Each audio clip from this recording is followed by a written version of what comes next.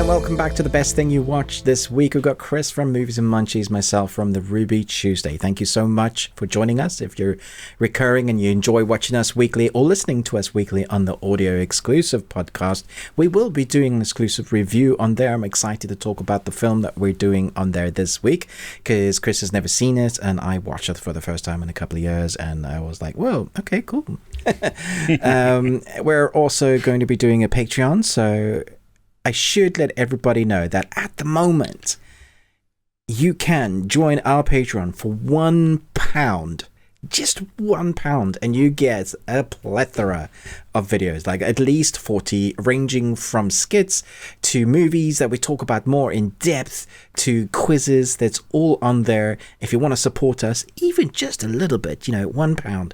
We've dropped it right down because we really want to create a community around there, get people chatting. It's your place. There's different tiers as well where we do talk about in-depth TV series. If you want to request a TV series for us to review, then you can see that we've done that on the different tiers. And thank you so much if you are supporting us there. If you're supporting us here, it means the world for us. It helps us keep going. Yeah. But every week we do movie quizzes as well. And Chris has yet to be fired, which I'm disappointed as no one's giving me my job back, Chris. But okay. Let's see what you got for us this week. Anyway, who won last week? Nostromo won. It's been a little bit since he has welcome back, Nostromo. Exactly, yes. And it was funny that Chris, who won last week, I believe, he had asked a question. He's like, is there a theme? How do you choose your movie quotes? Small insight into Chris's brain. It's whatever kind of pops in. I try, as I'm thinking of different movies, I do try and sometimes, well, there's a lot that goes on. Sometimes I'm thinking of a genre. And so I do, something like that, or maybe even an era, some of those. It's not like it's hard and fast, though, even within that. But then there's times where I'm like, you know what, I need to focus more on outside of just male comedy, and I'm trying to go this way, or I'm trying to do that. You know what I mean? In my brain, trying to make sure that I'm hitting a bunch of different genres of the movies, not just the ones that instantly pop into my head necessarily that I quote a lot from. So, anyway, there you go. So the winners, or the answers to last week, for anybody that cares or doesn't know or was just chomping at the bit there, you've got The World's End, which Smashy Smashy Eggman. That's such a great quote. Leap Year, and then Snatch. Oh, wow. Yes. I think I guessed wrong. I think I guessed Lock, Stock, but I knew it was one of those. Yeah, that makes sense. Well, see, you right in the right spot there. But Leap Year, no clue. Yeah, I wouldn't have got that. Yeah. Yeah, that one was a little hard. There's some great lines in that movie. And probably some more ones that I should have gone with, but but you were like, nah, let's make them bleed. Yeah. Make their brains bleed. All right. So this week, there is no. Well, it could be comedy, I guess, maybe as a genre, or at least a portion of the genre. The funnies. Okay. Yeah. I think these are going to be extremely easy. Okay. So, and I don't say that to make anybody feel bad if they don't know them. That's not. It's just like Hitchhiker's Guide to the Galaxy, when they think of anything and those swatters come up and slap him. If they're not easy, I expect you to slap yourself. Okay. No. These I think are. Anyway, we'll just go. I don't think these are too obscure. Okay. Let's do it. The word of the day is job. J-O-B. Okay.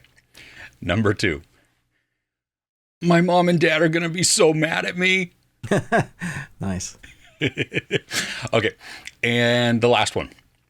It's Ken coming to kill me. How are you going to catch me, Ken? Wow. Okay. I probably got one of those. Uh-oh. So you slapped yourself twice. No, you have to slap yourself. Oh, I have to slap me. You have to get slapped because they're not easy. Somebody slap him. Who's listening?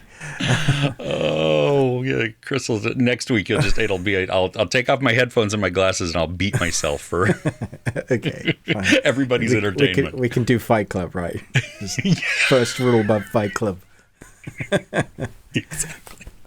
Oh, cool. Okay, so yeah, let us know in the comments. Give us your answers. We'll give you a shout out next week. But Ruben, do you have a question for us this week? One maybe that's not going to hurt my head like last week. No, unfortunately, it's going to hurt your head because people really enjoyed last week's Arnold Schwarzenegger 15. This week, I want Chris to think of 20 Keanu Reeves movies. And you should be able to do 10 just off the bat. So I did it because I did it first, without thinking, without cheating, and I was like, "Yeah, that's doable." So, come on, Chris, let's do this. Okay, My Own Private Idaho, Bill and Ted's Excellent Adventure, Bill and Ted's Bogus Adventure, Bill and Ted, the music play, the end of the music, number 3. Yeah. Okay. The Matrix, 2, 3, and 4. Point Break. Yeah. Always Be My Maybe. Oh, nice one. Okay, so it's 10. Like that. John Wick 1, 2, and 3. I want to say John Wick 4 because that's coming out. I mean, it's soon. Made. It's like it's done. It exists, right? Yeah. I'm seeing it this week. Some people have seen it. So. Oh wow! Lucky them. Yeah. Wait for it. Dracula. Nice. Bram Stoker's Dracula. Okay, 5 left. So 5 more. Yeah.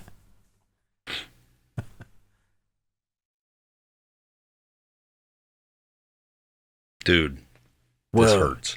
Dude, come on. Dude. He's got so many more that... He's got so many great ones. Is he in River's Edge? No, I don't think so. Unless we're thinking a different movie. I'm thinking a river runs through it. That's not him. No. This is with Kristen Glover.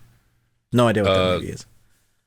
You look it up to see if he's in that, so I don't cheat by that. Yeah, The River's Edge.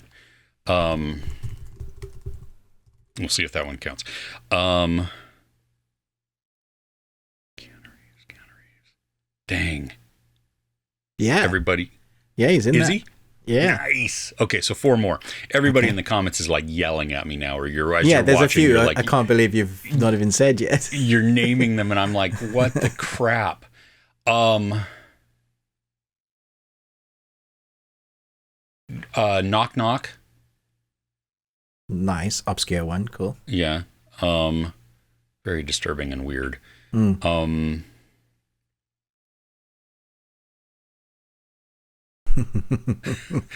These are obvious ones too that I haven't named, right?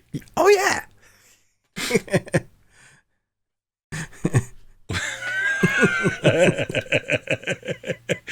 What in the world? Why am I... Shoot. Dude. How many you got left? I got 3 left. Okay. There was a remake of one of his best films, and it was awful. It came out like in 2020. It's got 2 words. I already said Point Break. Oh, did you? Yeah. I don't remember you saying that one. Okay, cool. There was a classic 90s action film. There's one with him and Morgan Freeman. Yeah. Chain Reaction. Okay. Okay. I got the actor. I knew who it was. Yeah. Yeah. That's not the one you were talking about, though, was it? No. Johnny Mnemonic. Oh yeah, that's not the one I was talking about. Yep, but that's one. No, this is a famous actress with him. It's not a rom-com. It's an action movie. Oh my gosh. Oh, so then we have Lake House, which is actually Speed 3, Speed 2, and Speed 1. No, he wasn't Speed 2. Oh no, that was Jason Patrick. Yeah, so that was an awful Speed film. 1, and then Lake House. That's those are the sequels there. The sequels, okay, nice. Yeah. Okay, I named them all. Yeah, you named it all. I can't believe I didn't do Speed. What the crap? I can't believe you didn't do the Devil's Advocate. Oh my gosh. What?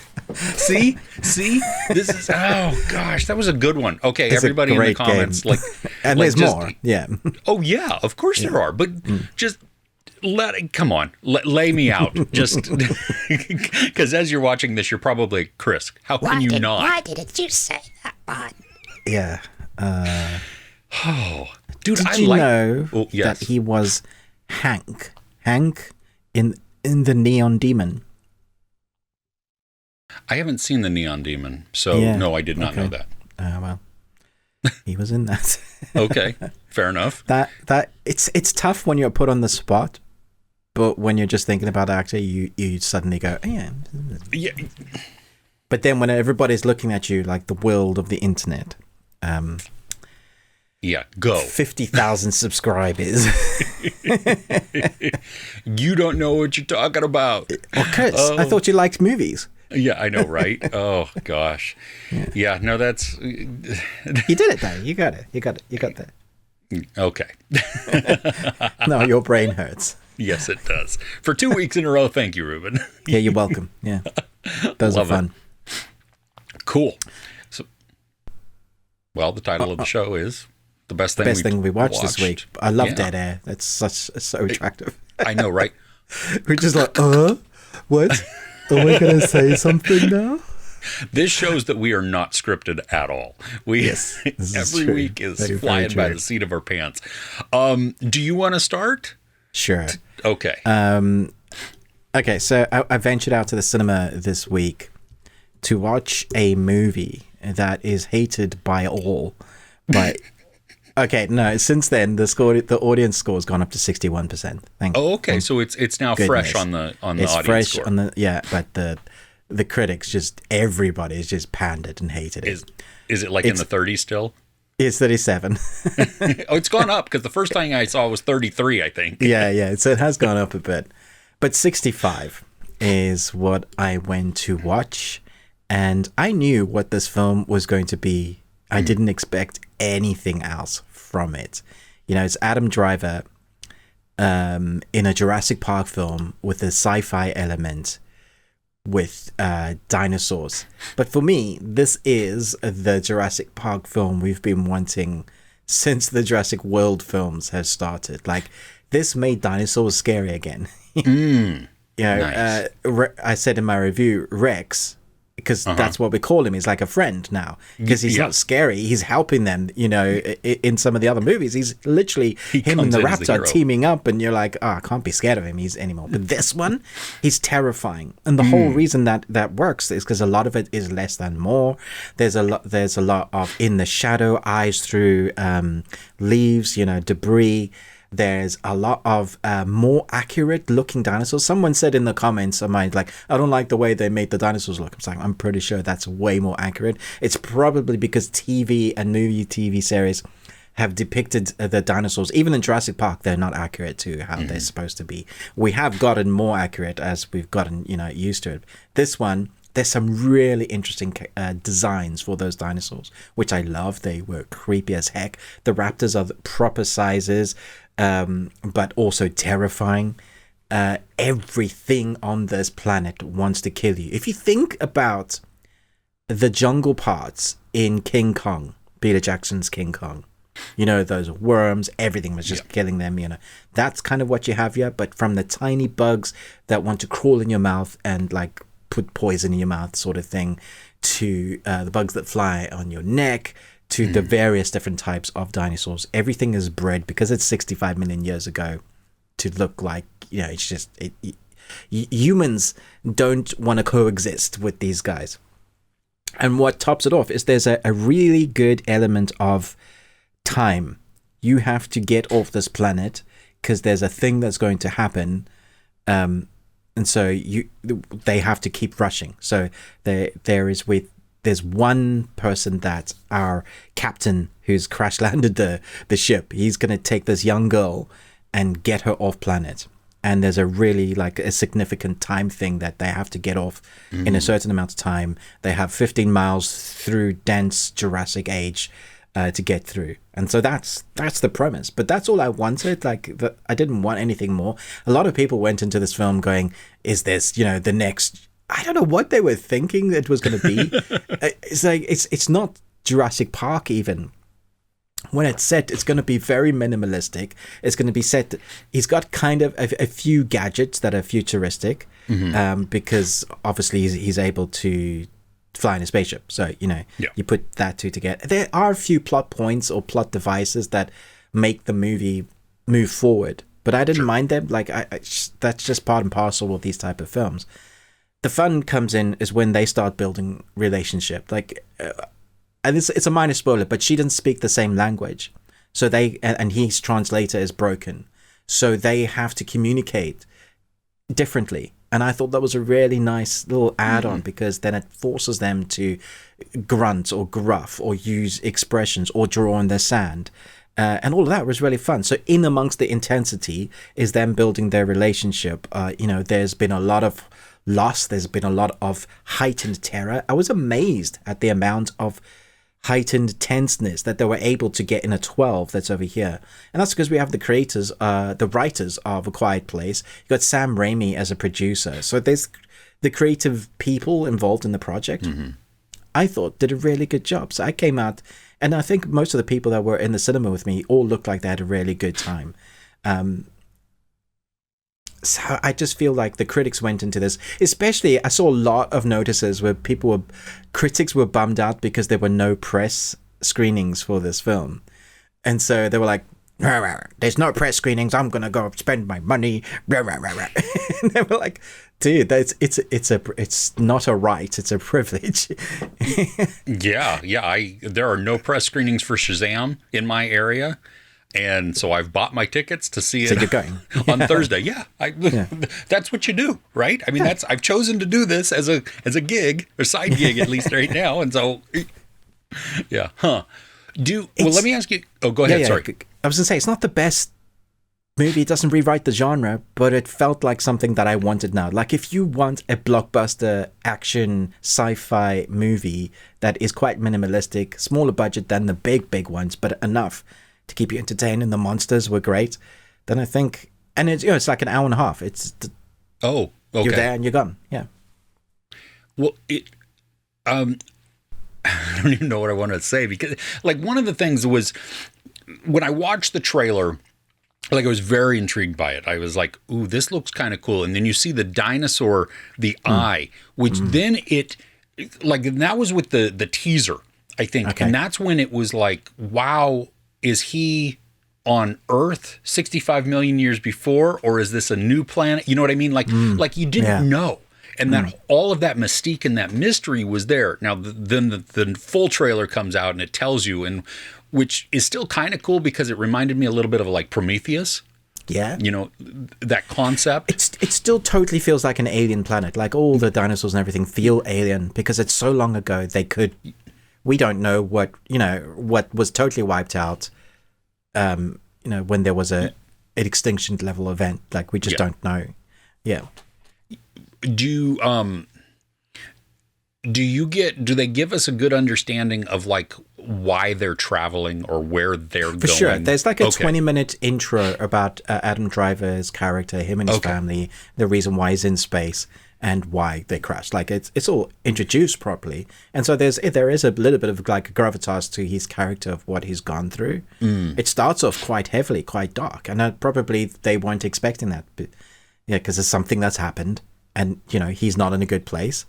Yeah. Until there's a girl that he's going to rescue, so that brings into the story the he has a reason to do something. I like that. I thought that was good. Yeah. Cool. Well, is this like the other movie that always comes to mind when you think of something like this is that just horrendous After Earth? That was like, for me, I despise that movie because Will Smith was just emotionless the entire time, and the whole dynamic was so difficult to get behind. Like I didn't care about the characters, and so it just there was no. Yeah, I mean, I guess you could say some of that because Adam Driver's a very hard character in this. But it's the young girl that kind of warms him up, and he's also a dad, so they're that comes off. Okay. So there's a protective nature of him trying to protect. So it's not him just like with Will Smith stuck on a spaceship telling the kid, you got to be like this, emotionless to be able to get through. None of that. There is just, we're going to survive this together. They're going to have to rely on each other. Okay. Yeah. So there is definitely more of an emotional tie. Oh, for sure. To it. Okay. Good. Yeah. Cool. Yeah. Okay. I probably wait until this hits streaming. But I think a lot of people will. Yeah. Yeah. Well, I'm glad that you had fun, because that is, I mean, that the whole reason we go to the movies, right? Exactly. Is to have fun. So yeah, that was what I wanted, escapism, and I got it. So yeah. Cool. All right. Good. So the first thing I'm going to talk about pisses me off that I'm going to talk about it. Okay. Because for a year I have harped on this thing should not exist. I'm not excited about it. We've been having so many conversations about this, and I kept telling you, you got it. It's gonna be great, Chris. Yeah. And Look I who's joined the cast. Yeah, right. And I said, I will still see it. So I was able to go to a press screening this week. So I saw Scream 6 a couple days early. I loved it. That's funny. Okay. I still don't believe that it really should exist. I mean, but the level of tension and anxiety and just intensity that this movie carries, at least through the majority of it, is really good. There are, the misdirections that we get I thought were great. There was a line for me that kind of clued me in to a reveal, but it didn't solidify it for me. It just made me go, oh wait, that was kind of weird. What does that mean? And then it just, the story keeps going. And so, the kills are brutal. They are just, wow. They don't, we expect the violence, right? Of when we course, see these movies. This is kind of why you go. That escapism, that, and these, though, they went like, let's. Okay, so something that was worrying me, maybe you can put my fears to rest, is that guns play a part in the killer being using guns. And that feels like it's no longer Scream. How does that work? Well, the one that we see in the trailer, it actually it happens organically. Okay. So it totally makes sense. Right. Ghostface in this is more brutal, I think, than we've seen most of the time. Yeah, so it does make sense. It's not. I can see what you would say. How you'd. Oh my gosh! So now the killer is this gun-toting mass killer versus stabby, and no, what we see absolutely makes sense in the context of the scene. Okay. Yeah. In terms of story, is there one? Yes, and actually yes. Because I'm not gonna in do a lot of spoilers. them, I like them because I like the returning characters and I just want them to survive. But the stories are laughable. Like this one, the story makes sense in what it's telling. It fits with what we're being shown. But then you have the characters that have come from the last movie into this one that really, they make it. It brings a lot of heart to the story. What about Neve? Like, not having Neve in the movie, do you miss that character? There in the story as we get it now, there is no spot for her. Interesting. Okay. It would have as the story is right so now. Forced, wouldn't it? Yeah. Oh, it would. She would have been shoehorned in like crazy. So I would not. Yeah, I wouldn't want her in this movie. Now, how would the story have been different had she been in it? Yeah, I don't know. But Okay. yeah, but now, I mean, there is a line she is mentioned, Sydney is mentioned, but it makes sense. Okay. So, Yeah. I think there's a lot, we've talked about this on other movies as well. There is a lot of character protection. Right. They only die at certain points when we want them to die. Yeah. And just like in the first, Scream 5, you know, I think Courtney Cox was the one stabbed in the stomach or something like that. And then Yeah, she's it was just kind of sitting on the... She's suddenly sitting on, then she's fine. Yeah, just on the rubbing ambulance. her tummy, yeah. There is that in this also. Like, right, okay. Like sometimes you get slashed on a spot and you're like bleeding profusely and it's like really bad. And then other times you should not even be alive at this point, and the character is. Literally should be wearing a shirt. Sorry, I've got writer's protection. Yeah, exactly. Yes. So you have to know that that's part of it. It does. I think it does weaken some of it, like, you know, here and there. But as the enjoyment overall of the movie, I don't think that that's harmed by that. You just kind of accept it in some of these types of things. Like, well, they're gonna be protected for at least a little bit. Right. Like every Scream movie, you know, you have that opening sequence. Nice. The kill. And this one is like it executed very, very well. Let's just say that. Awesome. It was like that. It is okay. Not nice. Yeah. So this is I was absolutely surprised. I loved a lot of the characters. The story makes a lot of sense for the most part. Okay. So when they mention the next one coming out, are you going to be like, yes?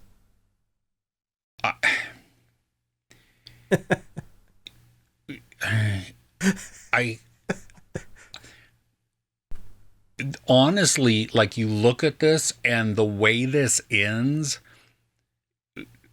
could continue on, but I don't think I would like the direction that it would take if they go with how it could be. Right. But it wraps up also nicely, so that if there's not another one, this feels like a good cap to the franchise. Like, it's just it. So because the director's been talking about bringing the Stab films to life. That would be funny. But Yeah. see, but we've already seen Scream. So I've also seen Scary Movie. So even if you made it a parody, yeah. I think they just need to go, like, because they did Ready or Not. Also, that was awesome. Talk about, I mean, you know, blowing my socks off because it was so unexpected, and what they brought to it fresh. It just it did feel fresh. Yeah, that's what we need. We need more similar kind of genres, but just do your own story with it. You don't have to follow the same thing. I understand IP brings people back, so it's almost guaranteed money. Yeah. Well, this one, as much as it would, I mean, I have to swallow my words, and I have to, you know, admit that I was wrong. This is an excellent movie. I mean, it is a lot of fun. I don't know how it's going to be on rewatch. Will it hold up, you know, a second time? I don't know. But I tell you what, the first one, I mean, there were points where I was like, oh, because you're like, the violence is so abrupt at different points, you know, and you're like, even though you know something bad is going to happen, you're not necessarily what or how. Yeah, exactly.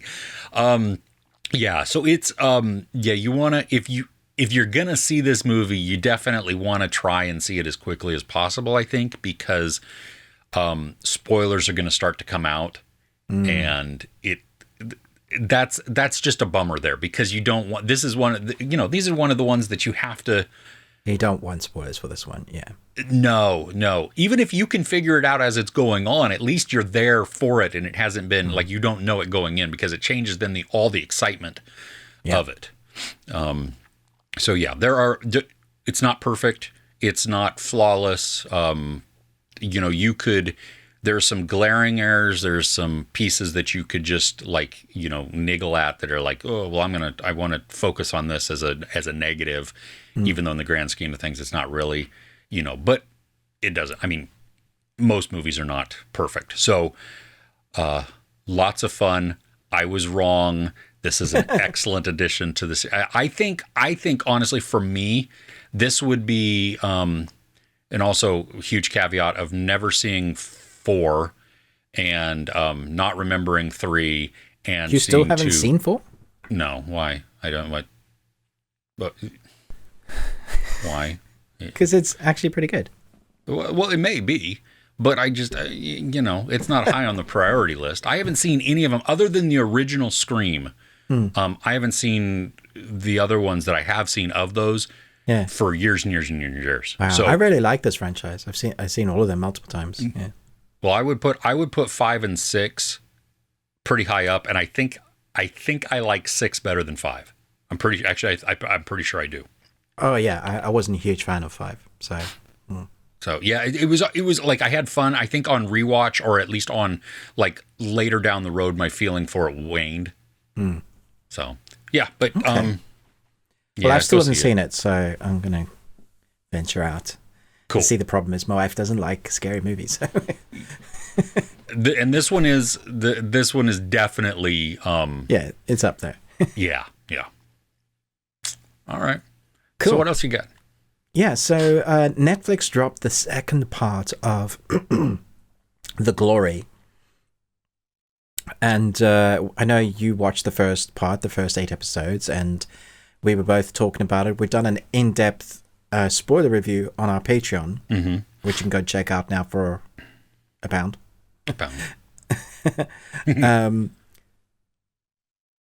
I wasn't sure whether it was going to hold up because it was so good, the first 8 episodes. I went intentively going, oh my gosh. Now, I would say I do feel like it is dragged. I think they could have finished the story quicker. I don't think they needed to spend as much time as they did showing us all the aspects. Also, it's a very complicated story. There are many tangents, many characters with complicated names. You're reading all the time, so you're trying to read and then catch up with what's going on screen.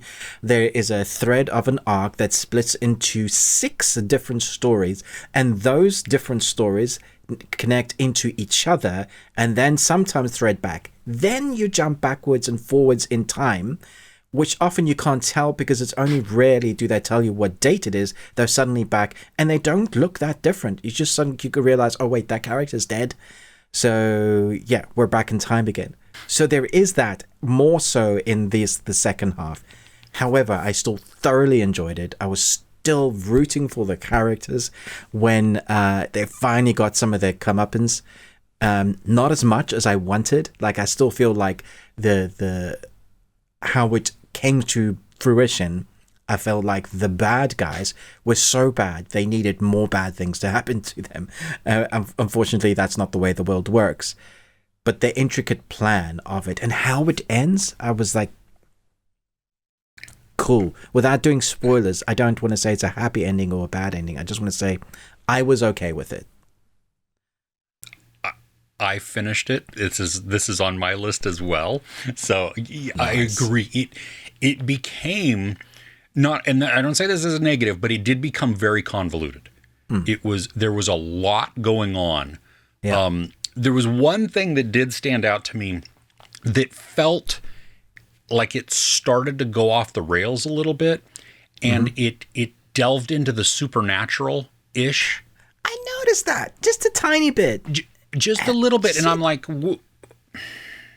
see, you've been grounded, and I'm okay with belief. You know what I mean? And like the faith that they have surrounding this, but they kind of dived pretty headlong into it. Yeah, for a scene. There was one, she said something that this so-and-so has been with me, blah, blah, blah. And then later on, because that was like, oh, okay, well, maybe she believes that. And then later on, it was like, but this happened. And I was like, what? No. Well, you've never been that. Nothing like that has been established already. Yeah, that was the glaring part to me. And the other thing was, though, that character had been shown to kind of be a fraud. You know what I mean? Like more about money and show. Oh, I see what you mean. And then they were showing that character was actually accurate. Yeah. And you're like, eh? Yeah. I want to do it like a dancing, boom, boom, do some drums. God, yeah, jeez, that was, it was, I mean, it was a riveting scene. Oh, it's pretty creepy. It was well done. But I was like, why are we? I thought it was a plan. I did too. That's exactly what I thought it was. When it wasn't, I was like, eh? Yeah, it's very clear that it wasn't. I mean, but based on reactions of people around. Yes. We're speaking in cryptic. Yeah, I know. Yeah, I did like how the pieces were falling into place.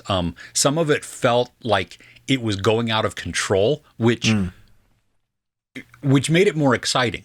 You know what I mean? Like, you have Dong Yoon, who is, she's got this very laid out specific plan and order and everything else. But then once it gets to a certain point, she can't necessarily control all of the outcomes. And that's when you're like, oh, what's going to happen here? You can't even stop this now. And did you mean for that to happen yet? It's very interesting. Once Moon had put her plan into action, she kind of had to let go of the reins and see what happened. And then seeing what happened, you're like, wow. Because I was, there's a moment where another character has something happen to them because of a thing that they put in place. And I was like, was that really what you planned? Because how did you know that was going to happen exactly like that? You can't have. Yeah. That was just, it just connected well. It did. I think the chaos was what was planned, not necessarily the specific actions. Yeah. I don't know about you, but the main antagonist in this, the main villain, like, I want her to die. She's a great main villain because you hate her. Every moment she's on screen. I mean, she's psychotic. Yeah. Like, you'll watch her just like sit there and, I mean, like, just change, Jekyll and Hyde and take another iteration of that. And her mother's way, like, not nearly as bad as her, but she's bad. But like, how did her daughter become this thing that she is? Oh, well, see, and if you go back to like the very beginning, I mean, like they didn't correct her. They coddled her, because the dad was pissed that the daughter was acting this way, but blamed the mom. And so the dad is kind of, I mean, he's a terrible person for blaming the mom for the child's behavior when he didn't. Just not being involved in the child's life at all. Exactly. Like, that's not parenting. Yeah. No. And the mom is horrible as we get to see more and more. I mean, especially, sure.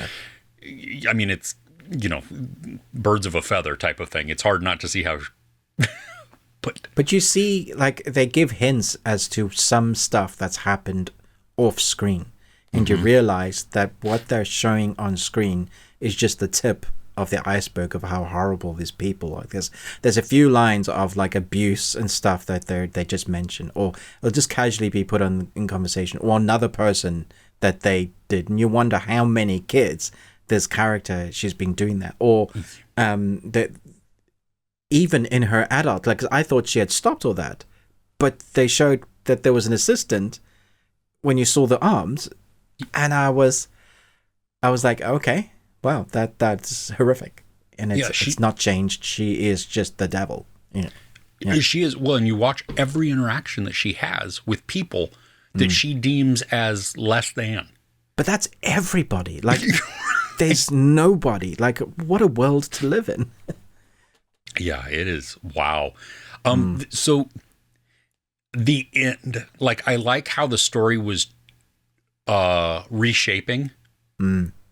And do you think there's going to be a continuation? They could. It would have to be a very good story, and there'd have to be more intricate story and a meaning, because there's just this MacGuffin kind of thing. I also don't want them to. I want them to finish what they're dealing with quickly and then go have a good life. Because they could do that. That's something I said in my review. Both characters are main protagonists who have formed a duo of vengeance. They could totally leave and forget it, and almost leave those people and go and have a happy life.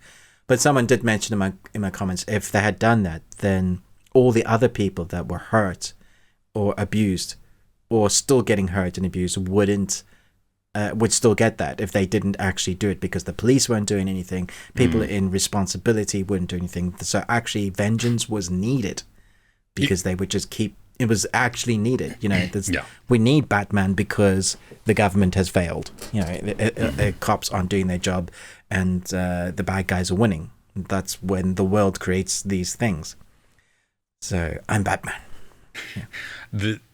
Still, one of my favorite characters is the older woman. Oh my gosh, she is my favorite character. Who helps her, and at the end, you brought eggs, didn't you? Yeah. Oh my gosh. She's crying. She had me in the most emotional moments between her and her family, what she's going through. Like Moon stuff, yeah. But I think it was a clever story in showing you, and then she words it herself that she wasn't the only one in pain or getting hurt. Her life wasn't the only one that she's not the only person that's had a rough life. When you see the mother trying to do everything to protect her daughter from an abusive husband, and there's no way out, and a society that benefits men particularly, so nothing would ever happen, and he's a drunk and he uses all her money, but nobody's going to say anything because he's the man of the house. It's that sort of culture.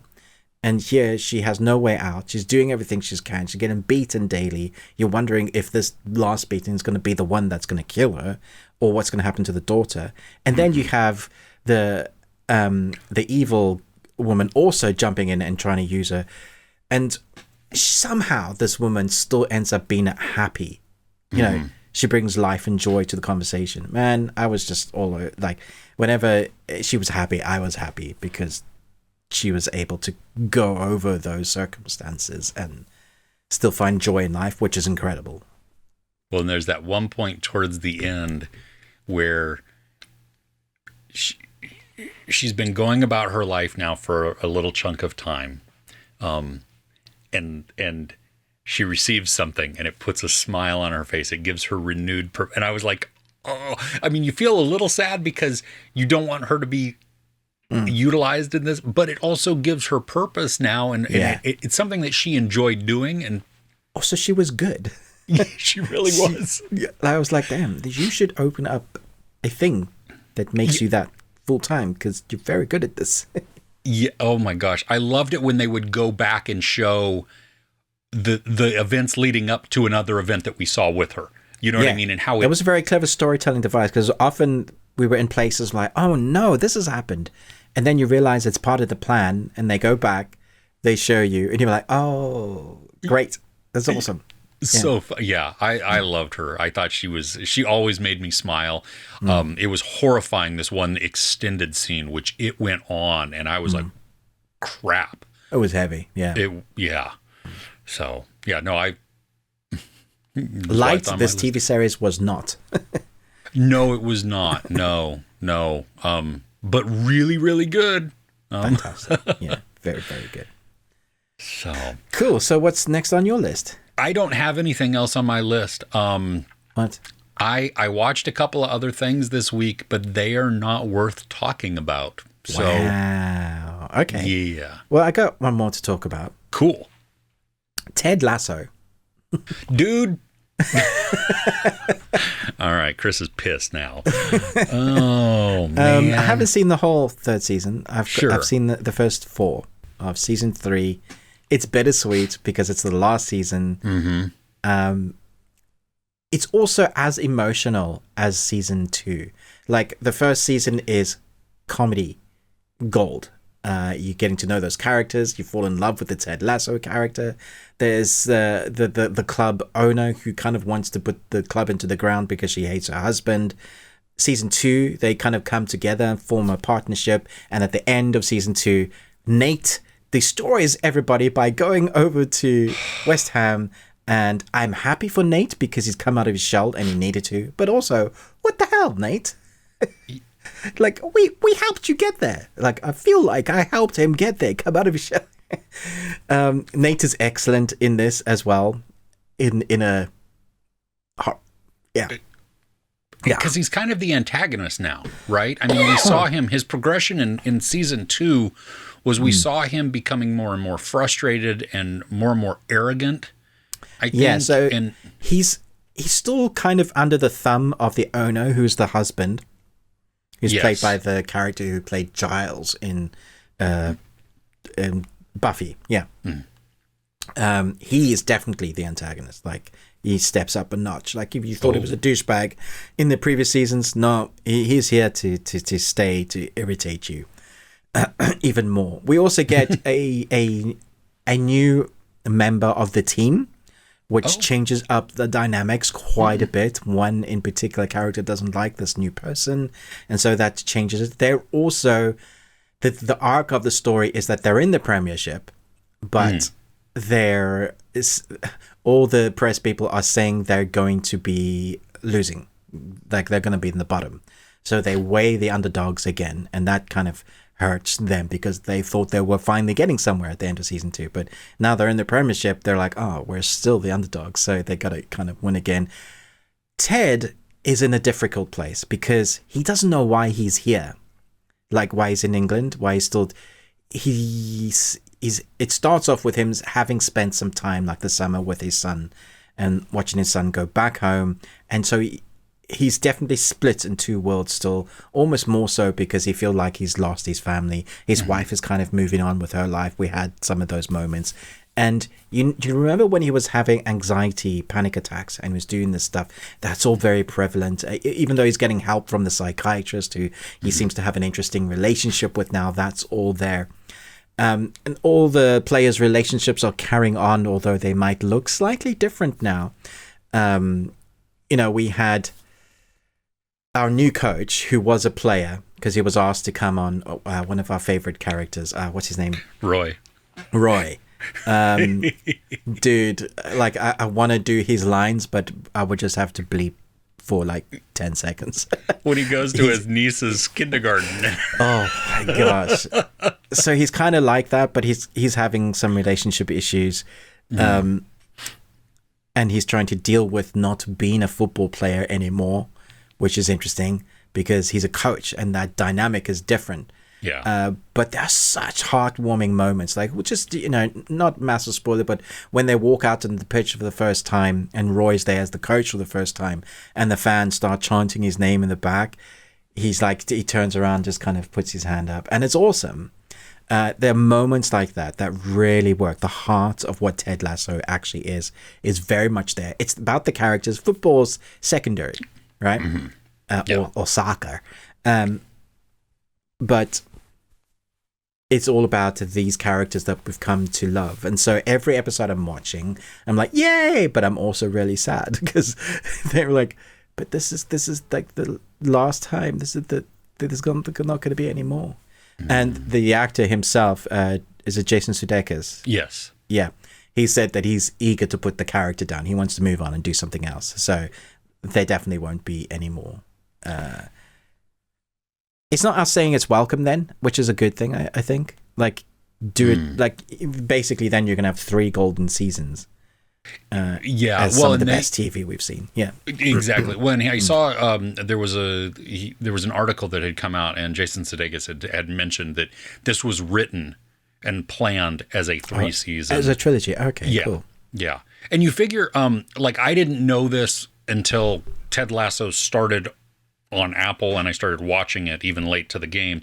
But he was a character that he had created for US, like NBC, I think, like when they would do their sports shows. So I didn't even know that. So he's been doing this like for a decade. Wow. Okay. Or more. So, yeah. So that makes sense. Yeah. He's ready to just put it behind him, even though this is probably going to go down as one of the greatest TV characters ever, because he's just, I mean, he's so nice and so pure. And you can't help, like, even like there are moments with Nate where he can retaliate with what Nate has done, but he still just champions Nate. And that, I think we see a lot of character that we want to be like, Ted. Like when I grew up, I want to be like Ted because that is a damn fine human being. We aspire to be more like Ted. Absolutely. I'm so glad that you got to see this. I think you suck because you got to see this early, but I'm really looking forward to it. Yeah, and it's a weekly release again, and it's 10 episodes. 10 episodes? Yeah, 10 episodes. No, okay. 12. There's 12 episodes. 12 episodes. Even better. I like that. I mean, it's typically like 30 minutes. So they're like the ones I watch are like 45, 50. So are they really? Yeah. Oh, outstanding, even better. Okay, because I was going to say, even though it pisses me off that we have these weekly releases that are short, this is the series I think because they're wrapping up, they're just kind of putting the story in there. So giving more time to it so that they can accurately and satisfyingly put it away. Yeah. Nice. Cool. Cool. Well, that's everything on my list for this week. All right. Well, then, hey, we thank you for joining us. Don't forget our Patreon opportunities, patreon.com/thebeardedones, where you can get $1, $1, a pound. It's a little more than $1 in the U.S. just because of but it's like a soda at McDonald's. So we really want to make it accessible, and the reason we do that is because you get exclusive content for that. It helps to offset the cost of production to do this show. I know it looks like it just shows up on YouTube, but there's actually there's more stuff that goes on, and editing and programs and the whole thing. So anyway, I mean, we still love doing it. So don't hear that this is a chore or anything like that. No. We just but in exchange, we want to give you exclusive content, and there is a ton of it there, so you can head over and check that out. You could always tweet at us at Best We Watched. Please like, share, subscribe on our YouTube channels. Ruben please. with the Ruby Tuesday. Huh? But, yes. I said yes, please. Yeah. Yes, please. Yes, please. I'm Chris with Movies and Munchies. On our podcast, the full audio, you can listen to that wherever you happen to listen to podcasts. Just search the best thing we watched this week and it will pop up. This week we are talking about a movie that I watched for the first time. Ruben, it's been quite a while since he saw it last.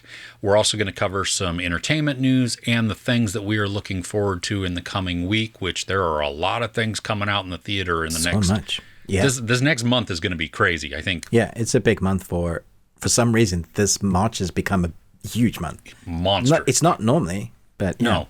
So got a lot to talk about there. So head over there. We've linked it in the description below to at least one of the outlets, and then you can search it anyway there. If you do happen to go there also, please rate and review us. That would be huge. Helps it out.